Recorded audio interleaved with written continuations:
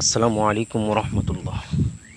প্রিয় দর্শক শ্রোতা মণ্ডলী, অনেকদিন পর ঈদের জন্য দেশে আসলাম বাড়িতে।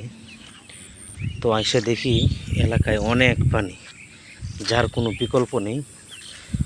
গতকাল আসলাম, তো অনেকটাই কষ্ট হয়ে যাচ্ছে। তারপর এখন তো যাচ্ছিলাম বাজারের দিকে। তো ঘর থেকে বের হয়ে দেখি আজকে যে পানি বাড়ছে, যার কোনো বিকল্প নেই। তো জানি না আরও কতটুকু যে বাড়ে, আপনাদেরকে একটু দেখাই। চতুর্দিকে পানি আর পানি। এটি হচ্ছে আমাদের বাড়ির রাস্তা। তো এখন প্রায় অনেকখানি পানি ভেঙে কিন্তু আসলাম রাস্তার দিকে। তো এখন একটু যাচ্ছি বাজারের দিকে, ভাবলাম একটু বাজার থেকে একটু ঘুরে আসি। তো এক্সট্রা কাপড় লয়ে লিছি, যেন রাস্তাতে গেলে তো যে কাপড় আছে এটি ভিজে গিয়েছে।